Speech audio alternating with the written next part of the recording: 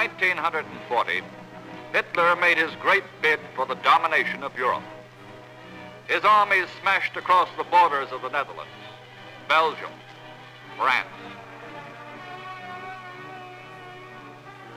In 1940, Hitler looked towards the Eiffel Tower in Paris, and beyond it, towards another tower, the Statue of Liberty.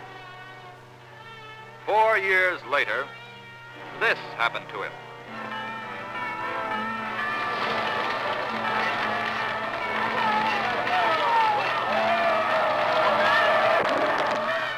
Years later, American wheels started rolling through the cities of France, rolling east towards Berlin. This is the Red Ball Express. This one-way highway is a revolution in the science of military supply. It starts at the beaches of Normandy and extends for hundreds of miles, past Paris and into the front lines of battle. Over it, in a never-ending stream, thousands of American trucks are highballing to victory. The dozens of thousands of tires on the Red Ball speed along, averaging 40 miles an hour round the clock. Over this great turnpike, American tires carrying American equipment have changed the tide of war. These trucks are rolling on endlessly. These trucks, as well as these bombers. On heavy shoes, they speed along the runway. On spinning rubber, they lift their loads into the air, day after day, night after night. While these trucks and planes strike at Germany from the west, Russia squeezes the Nazis back from the east. Here, too, American Lend-Lease trucks rolling on American Lend-Lease tires are on the job. In Italy, heavy guns on giant tires are wheeled into position. Mobile artillery rolling with the Fifth Army up the boot. No war has ever moved as much as this one. It moves on tires. This is part of the equipment we built to invade Europe. By now, most of these weapons are used up. These trucks have been worn out. These planes smashed and burnt. These guns destroyed. These tires are casualties of war.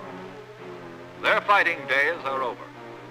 But they've left their treads in the dust of France, the mud of Italy, the snows of Russia. Here at home, tough, strong men are doing a tough, dirty job, rolling rubber onto the roads, airports, and battlefields of many lands. Many of our country's women have joined them. In 3 years of war, Americans have built the greatest rubber industry in the world. So great a number of our tires go overseas that we're forced to cut down here at home. You've watched trucks and buses carting vital war supplies in your cities and towns. In one summer month, you watched them use up 135,000 tires. You won't anymore. Only 73,000 tires are available for the last 3 months of the year. The tires you won't see at home are being sent overseas, 140,000 of them for replacements alone in these same 3 months. Think of the tires needed to equip one infantry division, 1,400 trucks, over 100 mobile artillery pieces, all manner of armored cars, half-tracks, ammunition trailers, ambulances. From ports of embarkation like this one, rubber starts its long, dangerous trip to combat. If these truck tires get to their destination, they will last about 10,000 miles, if they get there. These, whether they end in watery graves or funeral pyres, are part of the manifold waste of war. Even as men, tires are wounded, tires die.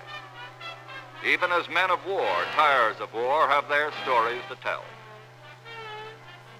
Here is one battle casualty, a tire with hand stitching. It was sewed up by a truck driver as he helped to chase Rommel out of Africa. After roadside repairs, it rolled all the way across the desert into Tunisia. Here is another. This one's injuries were more critical. It, too, was hand-stitched by a driver, this time in Italy. It came to a sudden end, ripped to pieces on a winding mountain road. This tire was killed in action. Here is how it met its death.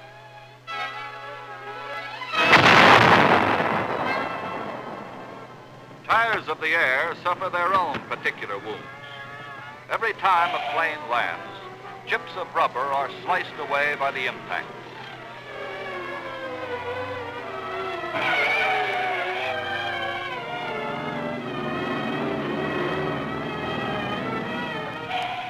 At best, an airplane tire will last for 200 good landings. Here are the results of some bad ones.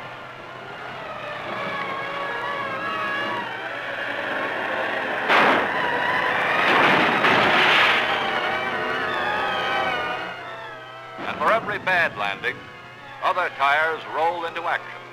Crash wagons, fire trucks, ambulances. Up to October 1944, we had lost 42,000 planes since the beginning of the war. 42,000 planes means that number of tires multiplied many times. Perhaps the most important need for more tires has developed with our drive to arm China against Japan. These Chinese soldiers are among the few we have been able to equip with American weapons. Millions of others like them are waiting for more equipment rolling to them on our tires. This is an airfield in India. Transports like these have been used to carry everything from diplomats to other airplanes, pocket editions of themselves.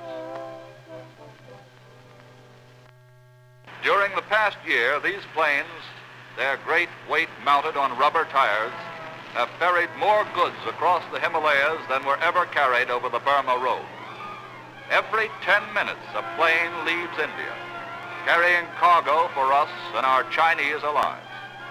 Cargo that includes machines of war, which also use tires, jeeps, trucks, ambulances.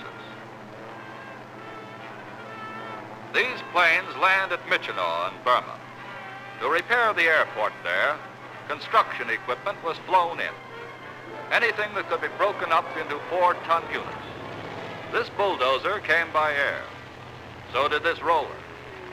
It took the space of 2 1/3 transport planes to ferry in one dump truck, 6 planes to carry a patrol grader. We use up tires on the trucks and graders. We use up tires on the planes that ferry them. But we cannot supply China by air alone. And here is where tires come in again. We have built a road through these same mountains, the Lido Road. American engineers and equipment have constructed the India-Burma leg. The Chinese are helping us build the connecting link with China. With their bare hands, the Chinese are scratching a path through their mountains. A path to save China as they saved it 2,000 years ago by building the Great Wall. Men and women and children are laboring here, carrying away the earth, loosening the age-old rock. Stone by stone, they're building their road to freedom. Manpower has kept China alive. Now horsepower is taking over. We're putting the Chinese war against your wheels. This ferry carrying American trucks will be replaced in time by a bridge. But now all that counts is to get through to the vast, patient land beyond.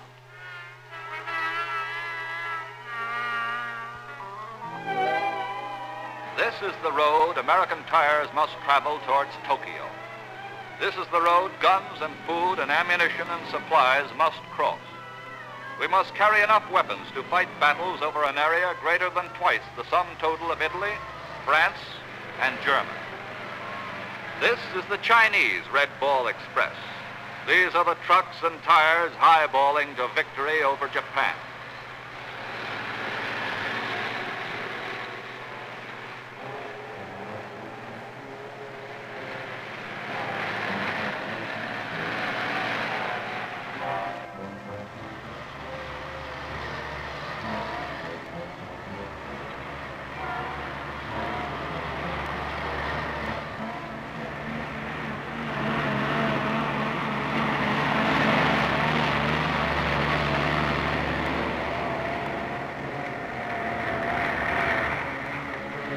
Hundreds of thousands of new heavy-duty tires will leave their marks on the road to Japan. We will build a new Chinese wall, a wall of armor that will move on rubber. We will not rest until we have printed into the earth of Asia the tread of American tires, the rolling wheels that will destroy forever fascism and Japan.